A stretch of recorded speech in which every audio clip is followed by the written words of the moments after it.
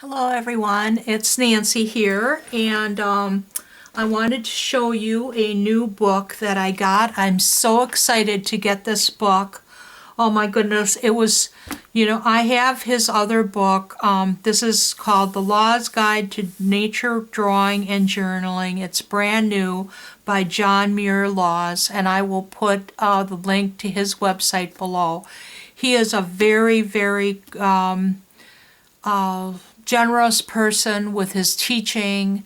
He takes people out on nature walks in California and does wonderful YouTube videos about his teaching of nature journaling. And now he had previously made a book about drawing birds, and I thought it was just a very insightful book and taught me a lot about,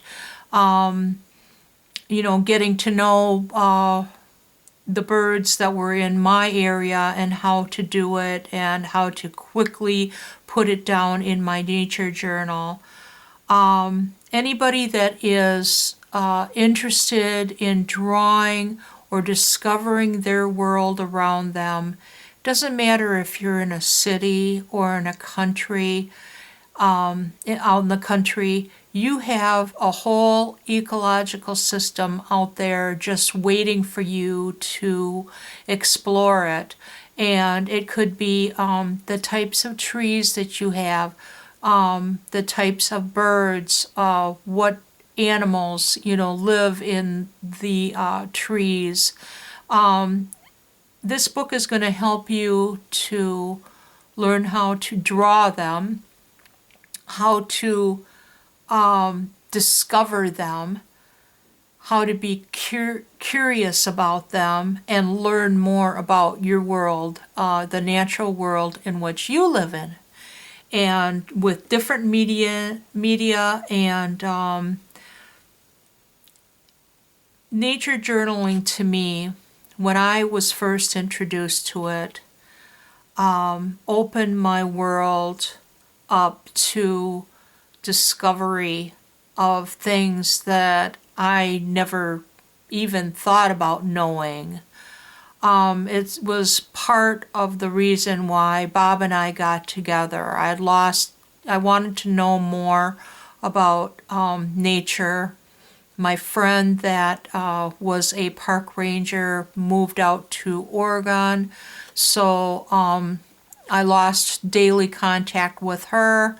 She was also an artist, and I started being a pen pal to my Bob, and he knew about the trees, he knew about how to attract the animals to come to you so that you could sketch them.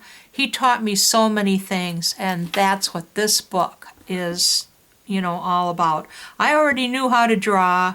I was already interested in my subjects, but, I needed some help. And now is the perfect time to get a book like this because for people in the South, the crocuses are already popping up. Well, here they're not in the North, but it's a good time to sit down and read this to get your, mojo going and get your sketchbook and all your materials. And you could still sketch things, outside. There's still plenty of squirrels coming around and eating, and there's still birds out there, and you can draw, the barren trees, and there's just plenty of things that you can draw even in the winter time, preferably from, the comfort of your living room. I got this off of John Muir Law's website, and if you buy it off of there, I think it costs like around $35 without shipping, but he will sign it for you, autograph it for you. So I thought that's really cool. I absolutely love all of the illustrations in here. The contents, I'll go through those quickly. how to do observation and intentional curiosity, why keep a nature journal, methods of deepening inquiry, visual thinking and displaying information, your journaling kit, how to do a nature journal, doing it with different medium. That is really, I mean, he goes through graphite, watercolor pencils, ballpoint pens, colored pencils, gouache, step-by-steps, illustrations. It's just wonderful. How to draw animals, even spiders and amphibians and reptiles, birds in flight, mussels, how to draw wildflowers, how to draw trees near and far, how to draw landscapes. It's just a jam-packed. Look at how thick this book is. I mean, this is some, you know, you can't be walking around with this thing because it's gonna be heavy. And it's got 303 pages, and there's a picture of him. And I can tell you that, you know, it's just a beautiful, beautiful book, and it's going to be so inspiring to see the drawings in here on how to, you know, do different things or look at different things. And you don't even have to look at, you know, if you're not interested in, you know, say wildflowers, there's so many other things in here that you can be looking at, or just how to observe different things, you know, and what are you looking at, and how can you find the answers that you're looking for. And that's one of the things that Bob had taught me, how to do my research on what I was actually seeing, how to find out what kind of bird is that, what kind of mushroom is that.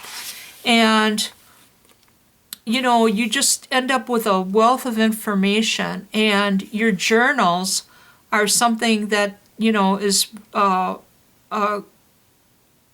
insight into your observations and a record of your, you know, the natural world that's around you or that you have visited. It's just a you know, a wonderful thing to do, and it can teach you so much about the world that you live in. So you see here that he goes into great depths as to the detail in these flowers. The people that are in the South can sit up there and draw their little crocuses popping up out of the snow, or you know, brand new. What color of green are the leaves when they first come out? How tall is the plant? What was the date that you first saw them popped out? And then you go back and you can, you know, remember. Like I always like to write down in my journal the day that I noticed that the lake has frozen over, and what is the date that I noticed that the lake has water in it. Then I know that the eagles are going to be coming back, and the swans, and then the birds are going to start migrating. And it's just a wonderful thing to keep track of that. And you can go back and see it from, you know, last year. When did that happen, and how is it different this year? And he goes on and he talks about all the different field kits that you can use. You know, what should you take with you? What shouldn't you take with you? I mean, it's different for every person because different people like different things. Some people might like watercolor pencils versus a watercolor kit. And some people just want to draw with graphite. Some people want to draw with pen. And, you know, and you can do whatever you like to do. He goes into some, you know, choosing watercolor, a watercolor palette, and, you know, how to exactly draw some of these things. This was the little letter that he gave along with the book, thanking me for buying it. And oh my God, there's a quote from Vince Lombardi in here. Oh, cool. Green Bay. Practice does not make perfect, only perfect practice makes perfect. Oh, awesome. Full of really good instruction. I mean, it's going to take a while to go through this book. It's not, like really a simple thing. It's a good study guide for a long study, I would say. It's probably going to take me a year to go through this and to try to do some of the different things in here to learn some of these methods and try out new things. Drawing from the shoulder, really getting your drawing muscles going. Lord knows, doing taxes for the last month. I need some drawing muscles going. How to do subjects, shadow on a white object. It's just jam-packed. This is all you're going to ever need, I tell you. And it is just so inspiring to look at this book and see all of the work that has been put in here. I like this section, techniques with media-specific techniques. Okay, here he goes with the graphite pencil. So if you're into graphite, you might want to, just look at this section and see how he goes about drawing some type of a skull. Drawing with water-soluble pens, markers, Copics are in there, Copics, I don't know how to pronounce it. Ballpoint pen, look at the beautiful work you can do with a ballpoint pen. Oh my goodness. Drawing on tone paper. It's just page after page after page. And I really hope that if anyone is interested in learning nature drawing, learning how to draw animals, the natural world around them, that you should really seriously think about getting this book. Now, I'm not too much into insects, but they are beautiful. You have to admit that. How to make something smooth and shiny, dull and bumpy, creepy looking, iridescence. Oh my goodness. Now that's a good thing to know how to do that. Butterflies, how they fly, the motion, how you can, get that gestural drawing down while, because your butterfly isn't going to sit there and pose for you. Just beautiful, beautiful. This is just a stellar book. I cannot say any, give it any less than a 10-star review off of 10 out of 10. The anatomy of toads and frogs. Snakes, oh no, we won't be drawing that. But it still is something that, is... Now, Bob would want me to draw a snake. Yes, he would. He was always wanting me to pick up, things. And no. Just give me my birds. And my pine cones. Oh, and how to do, draw gestural for flying birds in a very quick manner. Ducks, water birds, waders, red-tailed hawk. Now those, when they're sitting up on a tree, they will sit for a very long time. If they're hunting, they will sit and they will go and, swoop down and usually come back on their same perch.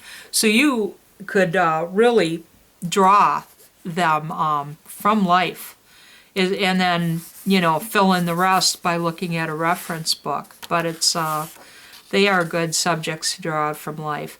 And so are chipmunks. All you need to do is have a nice little handful of seed and put it down by your feet or someplace that even on the bench, next to you, so that you could really get close. And they'll come right up there and eat, and you could draw them.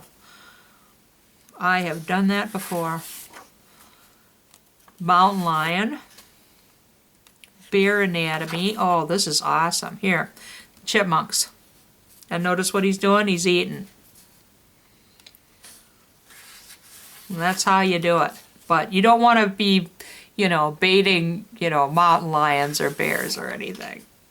That wouldn't be a fun thing. They do not like to sit there and be drawn. You take a picture and then you go away. I've never seen a mountain lion except in the zoo. Zoo sketching is great. Going to Cabela's and Gander Mountain is great. If you want to get, like a detailed of a mountain lion or any kind of animal, and they are posed for you and everything is as in life, for a subject, go there. I've done umpteen drawings there. And, it used to be that I would sit out in the car and sketch the parking lot. And then when I noticed that they had all these, taxidermied animals in there, and even birds in flight, you look up and there's just like umpteen things all over the place to draw. So Cabela's, Gander Mountain, great place to go drawing. Wildflowers, I can't wait till they come back. The how to tell what kind of type of flower it is, and in what type of position, how you're looking at it, the perspective. Just a wonderful, wonderful book. So I hope I have encouraged someone to try nature drawing, or at least encourage them to, if you want to take a look at this book. You will not be disappointed. It's just inspiration after inspiration. Oh, look what he did with the tree. It's a bunch of cylinders, and that's really all a tree is. Awesome.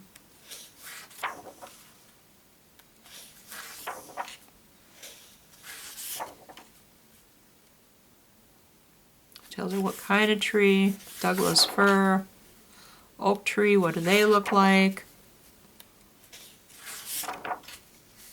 And how to put it together and draw a complete landscape. I am so going out and drawing tomorrow. It's going to be 40 degrees here. Last week it was -20. So I'm taking my pen and pencil and my watercolors, and I'm going to paint something out there. Look at the mountains. Just beautiful, beautiful, beautiful.